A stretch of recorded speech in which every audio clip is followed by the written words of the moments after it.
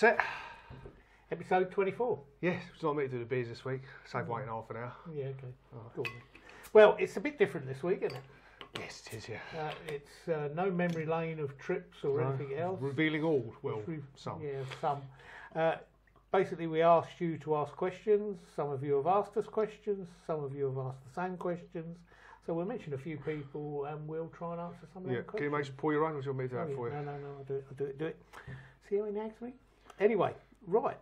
Go ahead, Mr. Easy. You tell me the first question. Right, question number 1, Mr. Webdale, from Stephen. Yep. How did we meet? How did we meet?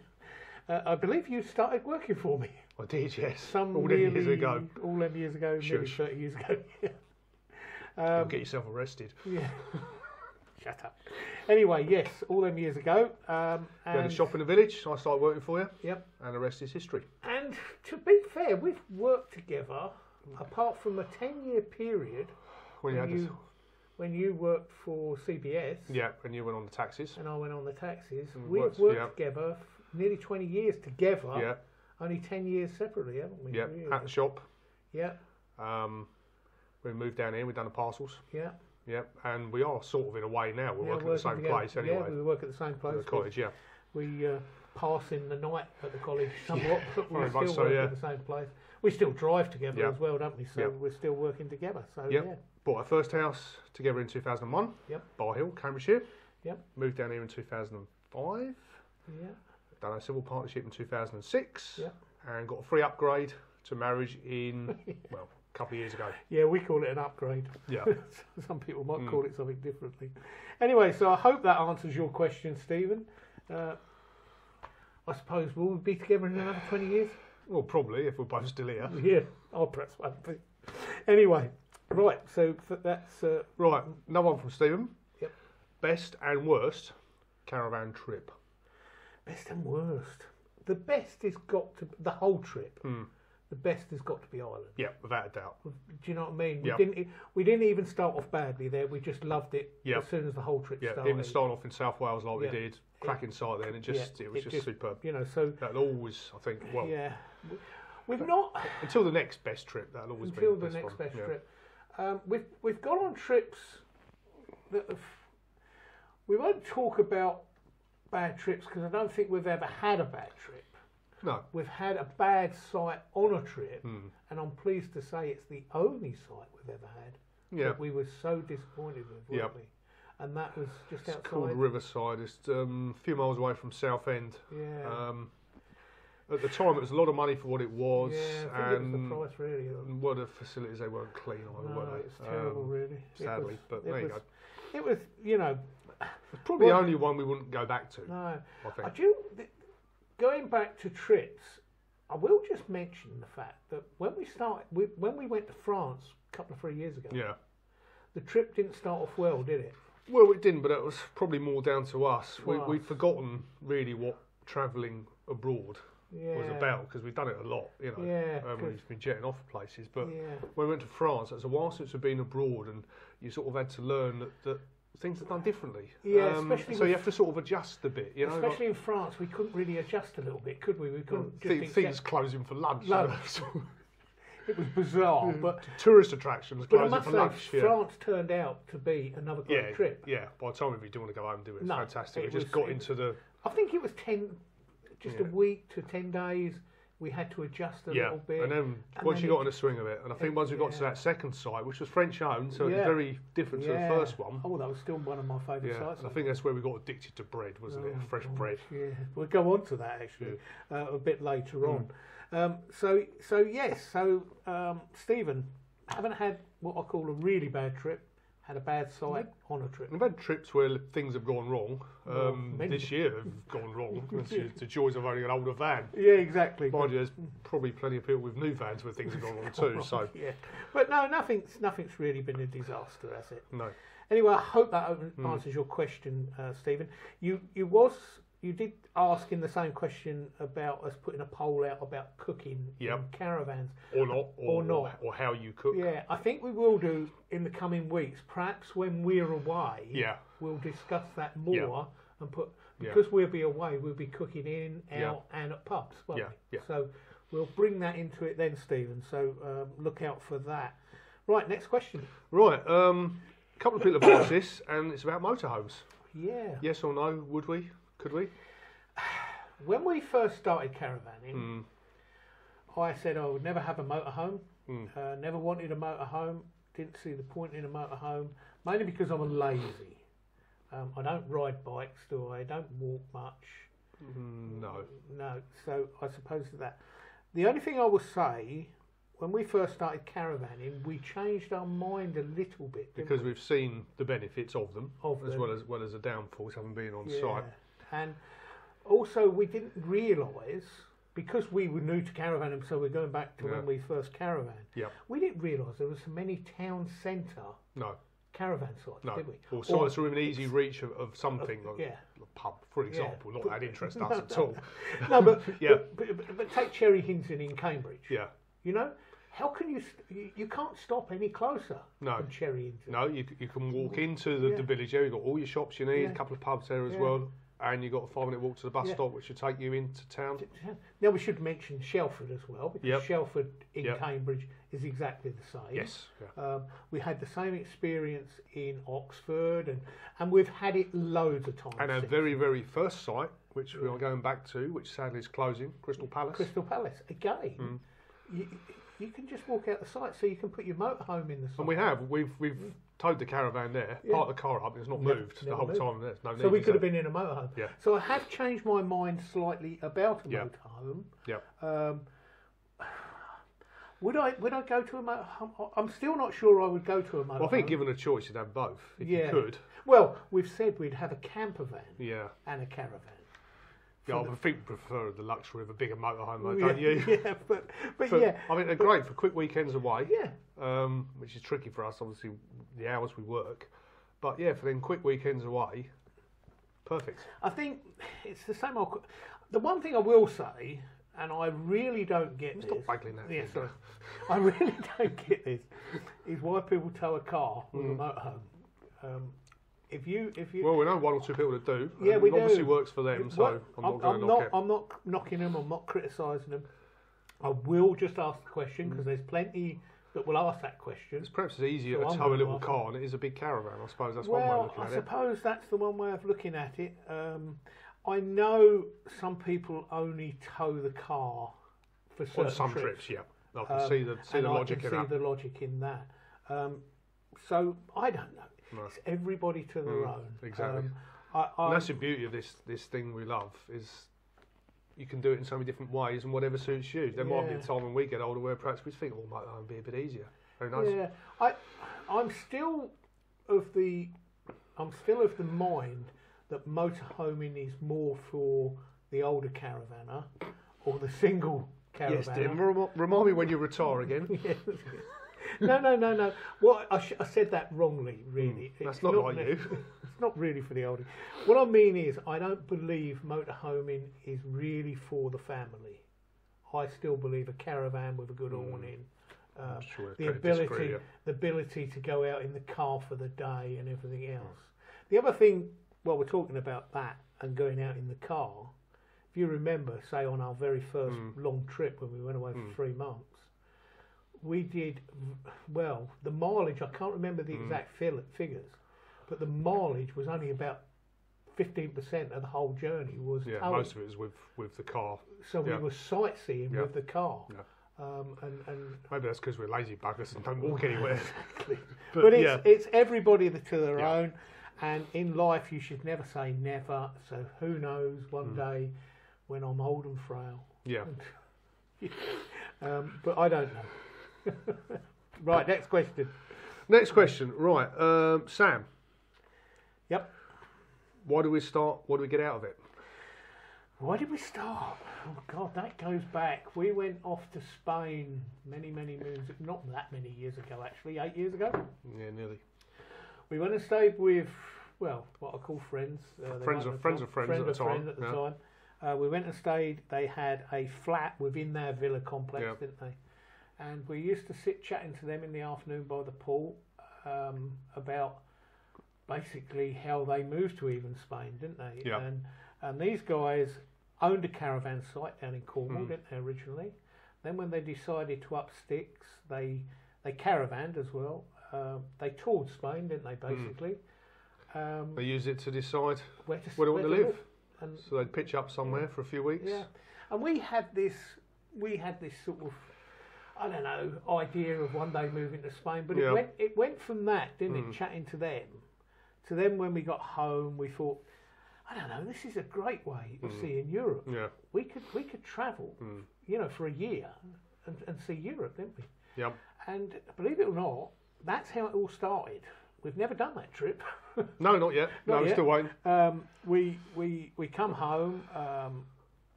We made the decision that we were going to do it, weren't we? We were going to buy a caravan to do Europe, basically. Yep. We put the bungalow on the market. We was going to buy a flat, weren't we? Because if we was going to leave it, we didn't want to leave a bungalow and gardens and everything else. Lots of things happened, which is far too many to go into of the reasons. Yeah, you know, this is going out Sunday night. Yes. But if you go on much longer, it'll be Monday morning. Let's get to the point. So the point is, yes, that's what it was to travel Europe. It was to travel Europe. Cheaply. Relatively cheaply. But it didn't happen, did it? No. We ended up, we decided we would do a first trip, 3 months. Yep.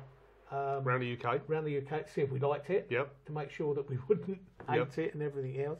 We ended up falling in love with our own country, didn't we? Never seen so much of it, and that's the best thing we've ever done, without any doubt. We're very fortunate. We'll perhaps go in that to later when we're talking about, you know, other things. But it really was an eye-opener. Of it. I'd done, you know, I've been to a lot of places in this country with work and things like that.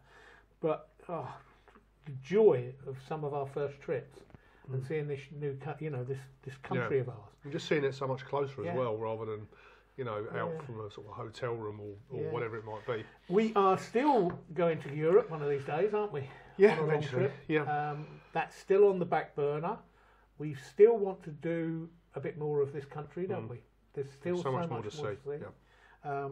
Hopefully, later this year, we might make a big announcement about something that's coming up, mightn't we? Might do. We'll see. Yeah.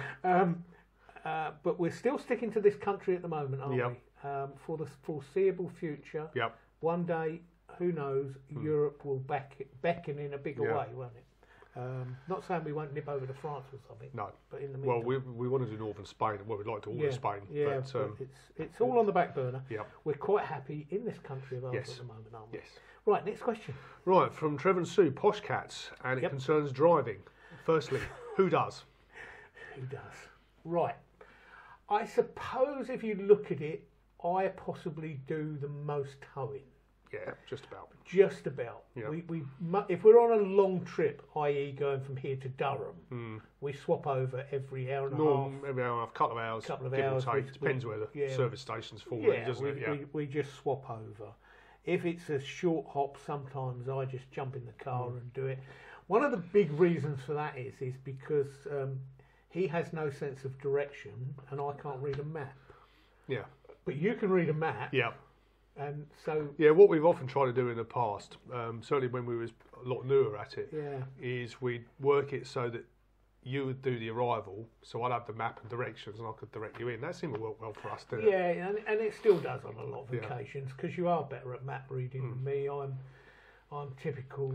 I know the way. I know the way, I chuck the map to the back, don't I? And, you know, so it works that way. So yes, I would think overall I possibly do a little bit more. When we're not towing, I would think you do 90% of the driving. Yeah, unless there's a pub involved. No, I do. Yeah. I love driving. Well, we both semi-drive for a living. We do it for work. You do it for a living, so... But yeah, so there you go. That's that one. But he's asked several questions to do with driving.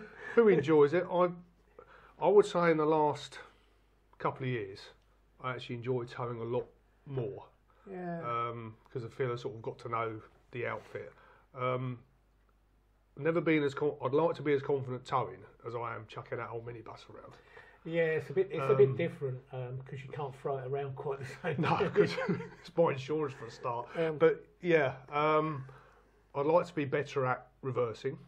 But again, that's something that's only come with practice. And the trouble is, so often when you get on site, you're a bit tired, you want to just get pitched up, you think, I'll have a go. So you have one go, and then on goes a motor mover, doesn't it? Yeah, I you know, going back to the question, who enjoys it the most? I think we both enjoy driving.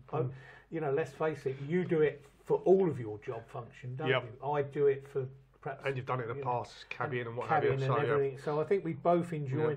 I possibly don't enjoy driving as much as I used to. I think as you get older, I don't think you do. You get more frustrated with traffic and things like that. Definitely. But yeah, I think we both enjoy it. We've not got a driver's car, have we? We both said we've got a Honda CRV 2008. Yeah. I mean, it's a cracking car. I mean, it's been as reliable as hell. It tows beautifully, but it is dull as ditch water to drive, isn't it? It's the easiest, dullest car I've ever drove. Unlike some we've had, like the old Jag possibly X-Type. One of the best cars we've ever had. Oh yeah, What's it cost us in 3 years? Not a penny. No, it's been fantastic. It's just unbelievable. Bless her. And she's Rosie. just passed the test again, hasn't she? Yeah. So although we call it dull and boring, dull and boring is good when you're towing. Yeah, exactly. Right, the best driver, though, that's obvious, isn't it? Me. Of course it is, Trev. I'm not even going to argue because we'll be here all night. That's not fair. No. I will say one thing. Years ago, before Richard became a professional driver, for want of a better phrase, for want of a better word, I obviously have drove far more than Richard. I used to consider myself a very good driver because of the amount of time I was on the road. But I must say, Richard has become a very good driver since driving the minibus. Yep. But you've also become a lot more complaining about other drivers. I do find myself moaning a lot. When I used to do this years ago, because I was on the road a lot, you would moan at me about moaning about other drivers. Yeah. That has changed now. Yes. I sit there and you're moaning about other drivers. And I'm saying, what? Do you know what I mean? So yes, certainly I'm the best. Yeah, obviously. Right, most complaining. It's got to be you, isn't it? About what, driving? Yeah. Yeah, probably. It is these days. I do, because I spend so much time on the road, I do moan a lot, and I'm not saying I'm perfect, because I ain't. No, I would think a few years ago I was far the worst. I think I've mellowed as I've got older. I think if you do it a lot, you have to mellow, otherwise it winds you up too much. Yeah, I find sometimes, you know what, I drive every day. Yeah. And you see the same old idiots doing the same things, and you just have to let it roll over. I've mellowed a hell of a lot. I used to be terrible. It used to wind me up something, So yes, I think Richard does the most complaining. Now everything winds you up. Now, no, it doesn't. I'm more laid back these days. days. Dear, of course you are. Right, best backseat driver. Backseat, that's a tricky one, that, isn't it? I think because we both drive, we find it hard to be passengers, don't we? Yeah, we do, and I would think we criticise each other as much. Probably. Maybe not. Maybe we don't say it out loud. No, there's a few sighs. Yeah.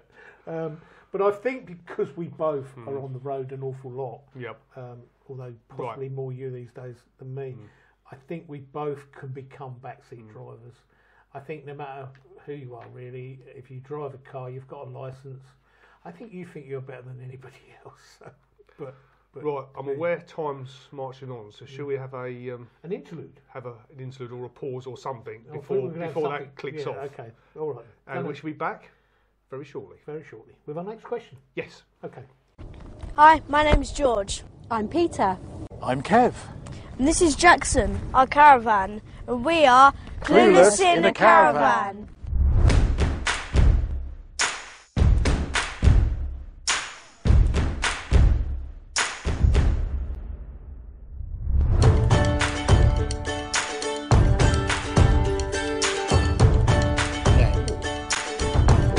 I've stopped.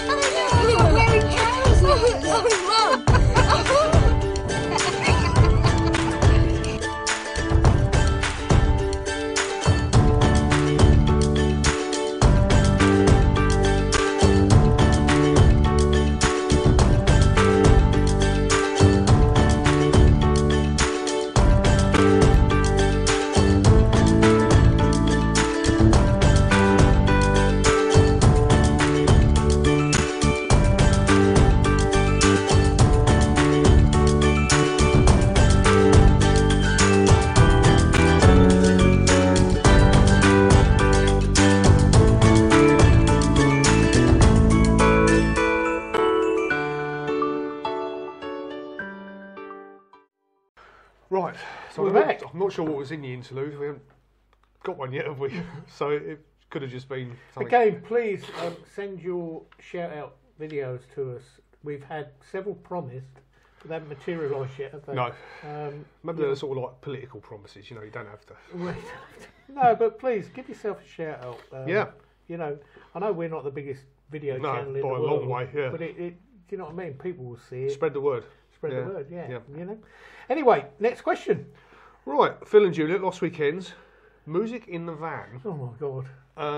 You're the wrong person to be answering this question. Well, their concern was about disturbing other people.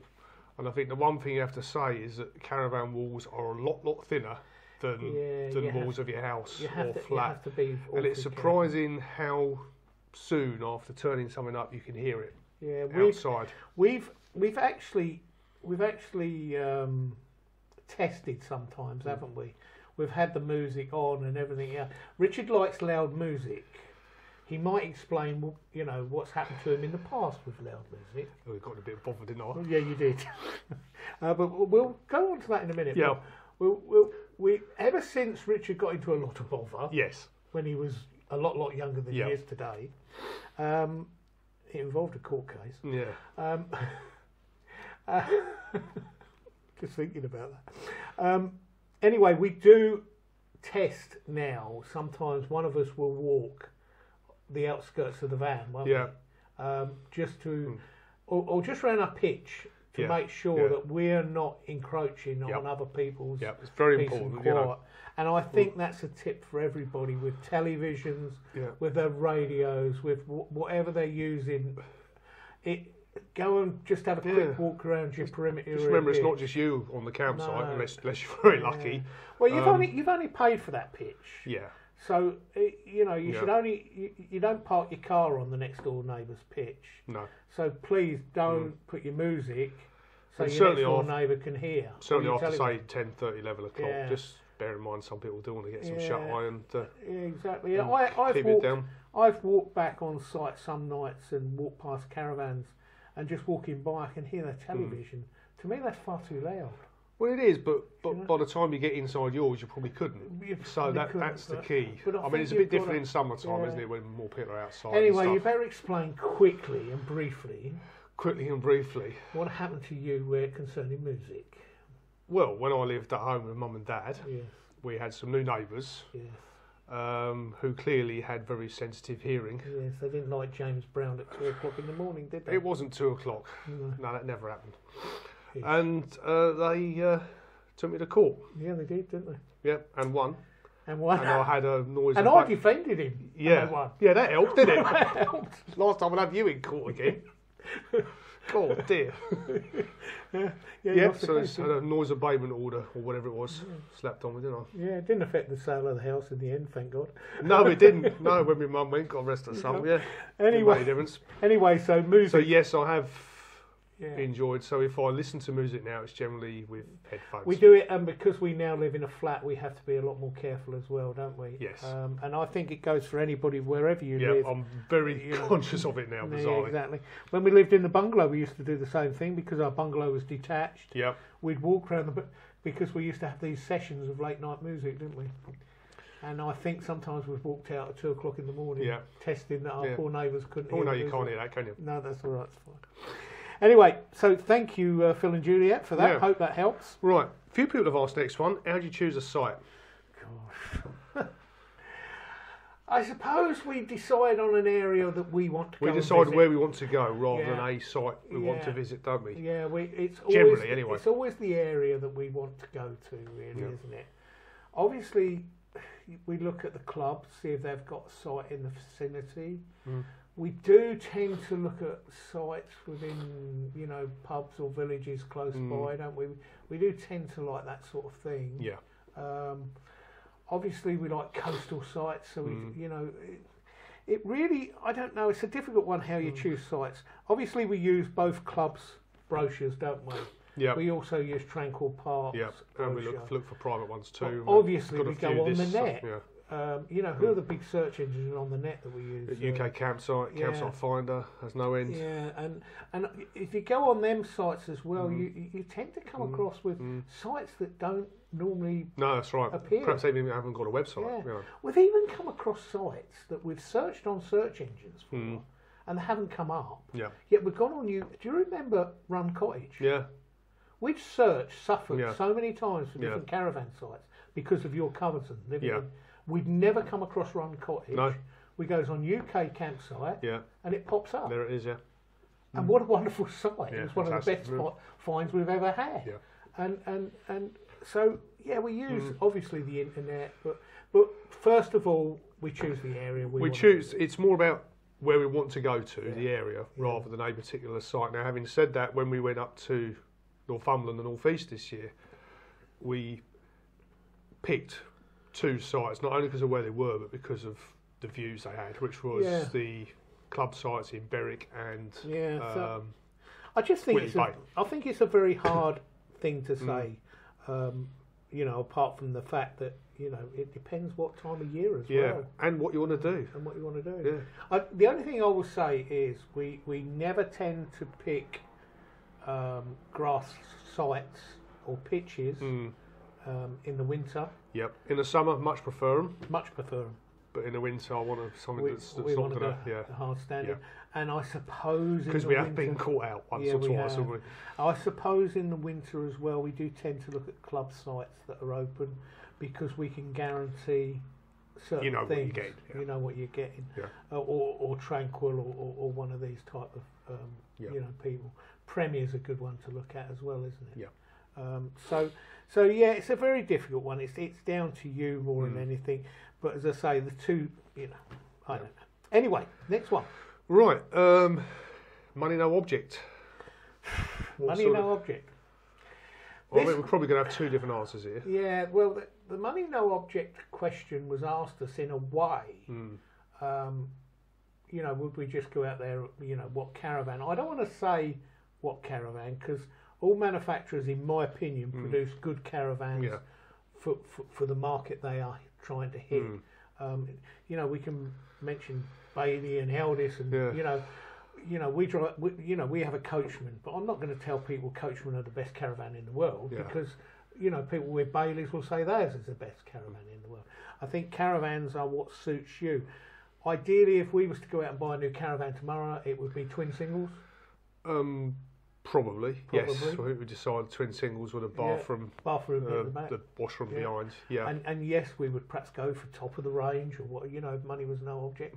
The other part of the question, though, he said, would we like a manufacturer or would we pay a manufacturer to make us a bespoke caravan? Yeah. And my answer is yes, I would. I would like obviously a bathroom. I would like a little office. Yeah. We use the Jeanette at the moment, but I'd like a little office area. I would put in, not necessarily, most caravans have the sort of 2 benches. I would like, say, an end bench with a couple of swivel chairs. Or recliners or something. Or something like that. Then, of course, you move on to, do you want something that's practical, easy to tow? Yeah. Or do you want to be hauling around a bungalow? Yeah, exactly. It's very difficult. I think if I had the money and it weren't no object, I could, if I went to one of the manufacturers, any one of them, I would like to say, can I sit down with your design team, and instead of you building a mass-produced caravan, you build the shell? Well, there are companies out there that build bespoke ones, aren't there? Yeah. Can you build the shell and can we fit it out how we want it? I often wonder why they, can you? I don't know. It would be nice if you could perhaps buy a 20-foot caravan empty, and you fit it out from B&Q yourself. B&Q. Money's no object. I'll go to IKEA. But yes. So that's my answer there. I don't know. Yes, we're quite happy with the caravan we've got at the moment. But I suppose if we was looking to change, we'd go twin singles, wouldn't we?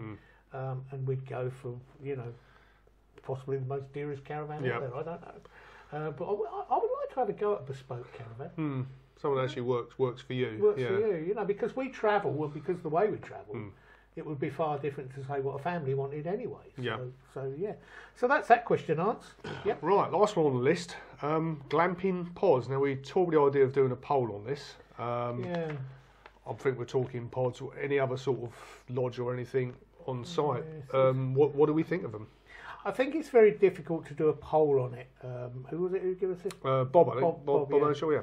Because I think they're here to stay no matter what, even if the poll come out against them. There's too many sites now got them. Yeah. Us personally, we have used that facility, haven't we? Well, our friends have. Yeah.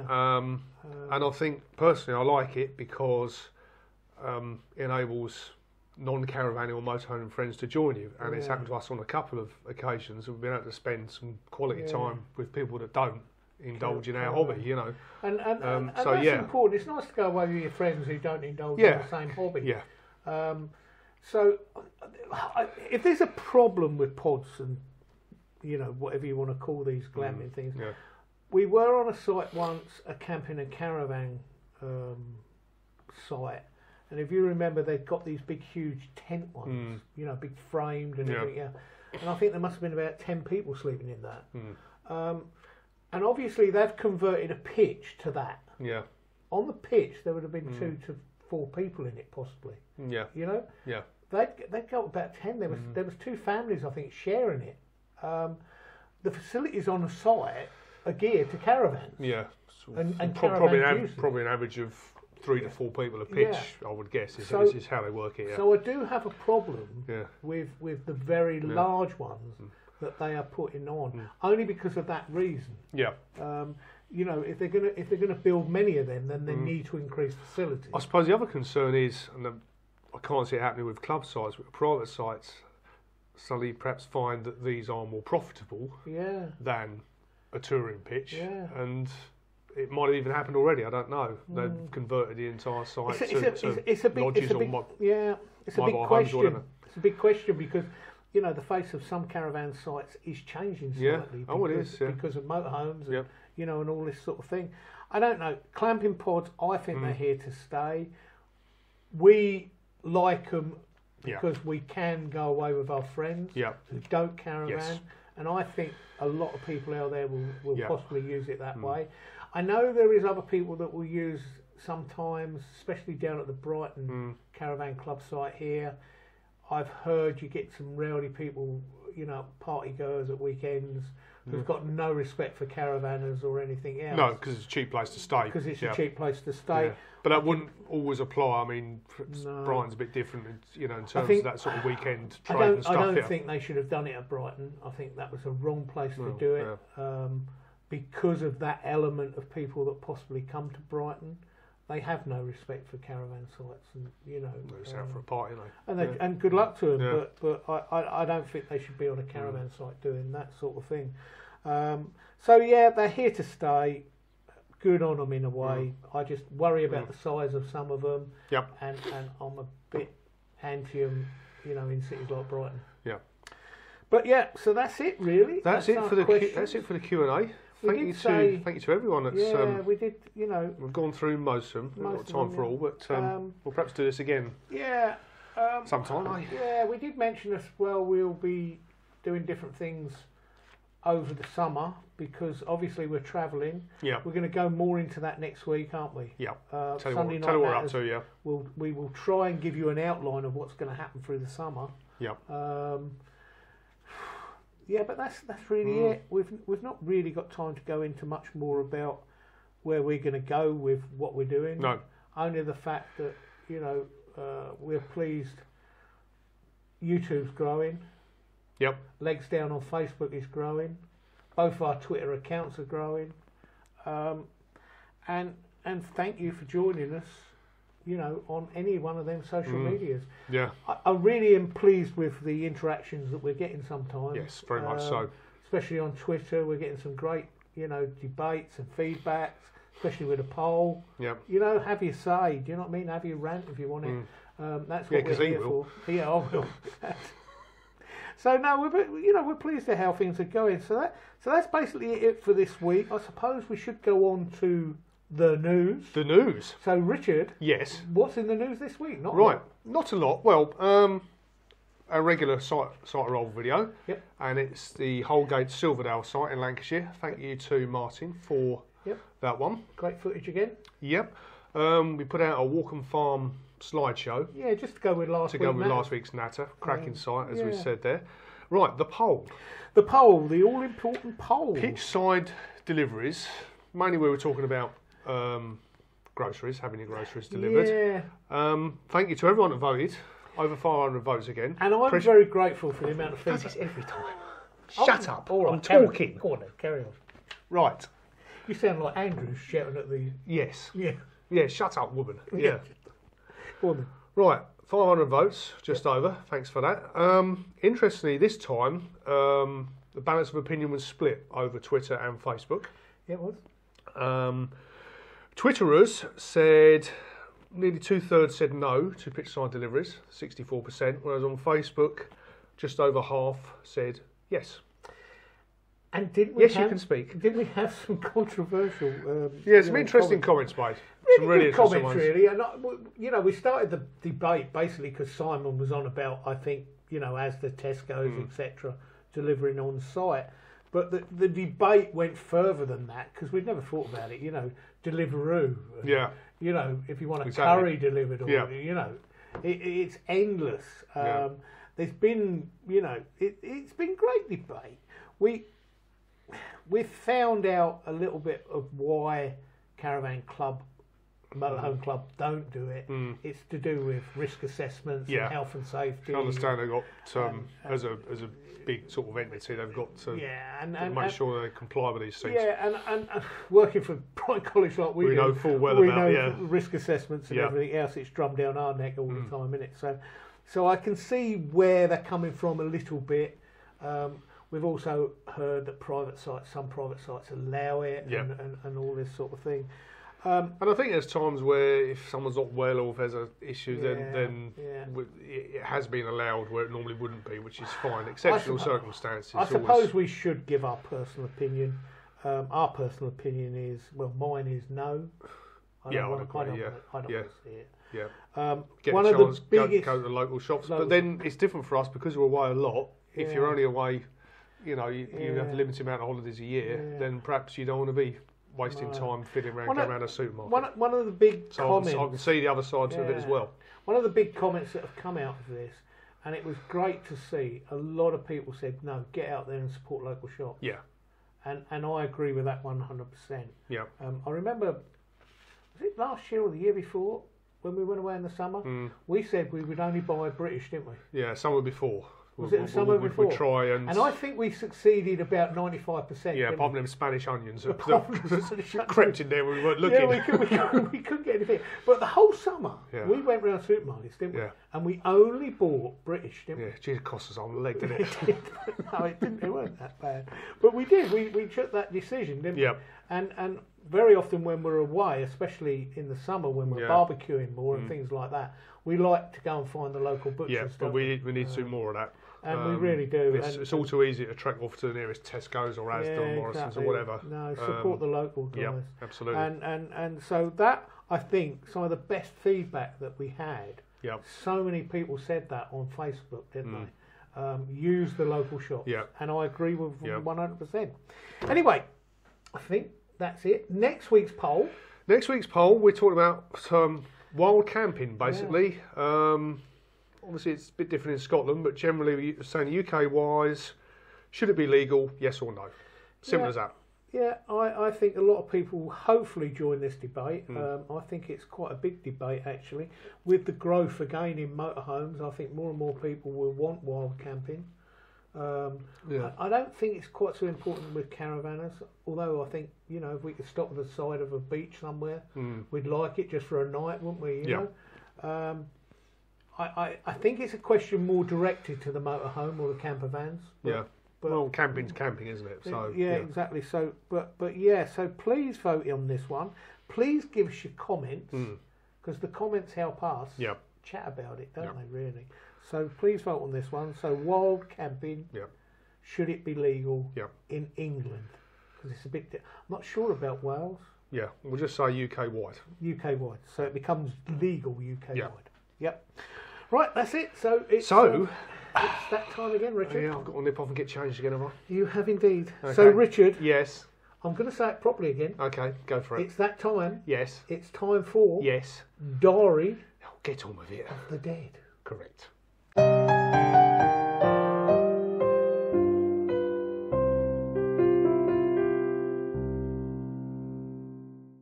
Good evening, everyone, and welcome. 1796 saw the departure of Samuel Whitbread at the age of 75. Samuel Whitbread was an MP and a brewer, founding Whitbread & Co. in 1742. Whitbread no longer concern themselves with brewing, having stopped in 2001, now concentrating on coffee chains, restaurants and hotels.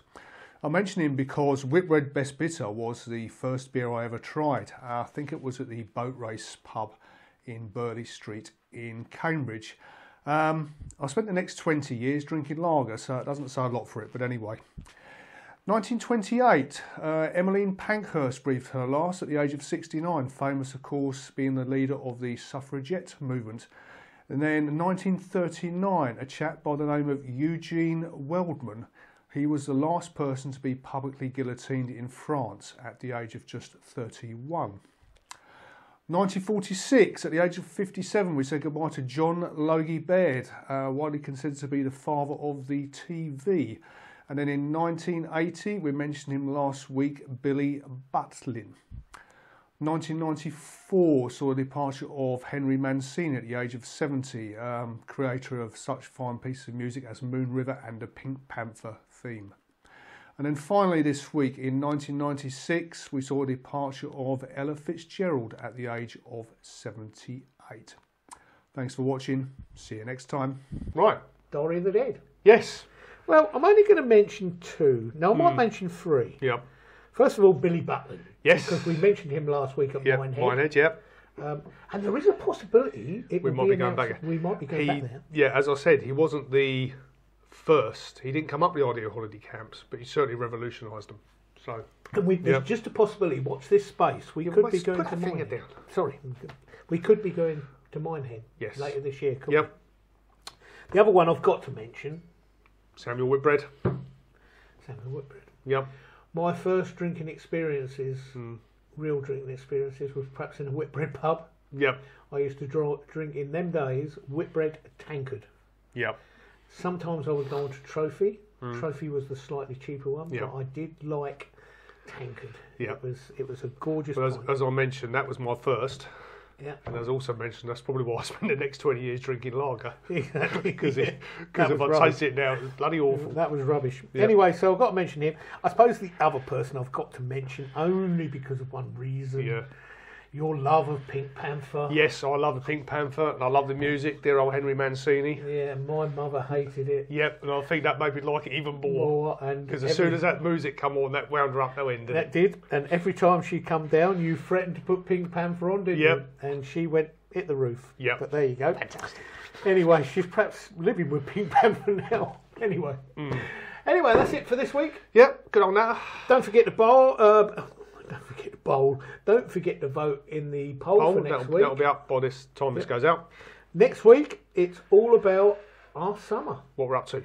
Yeah, because basically after next week, it will all be about our summer, won't it? Yeah. 8 weeks we're away. Nearly, yeah. So we'll talk about that next week, where we're going, what we're doing, and what exciting things might be happening. Yep. So anyway, see you. I ain't got none left. No, nor have I. It's going to be rabbiting too long. I'm not going to do cheers then. Anyway. All right. See you next time. Yeah, bye.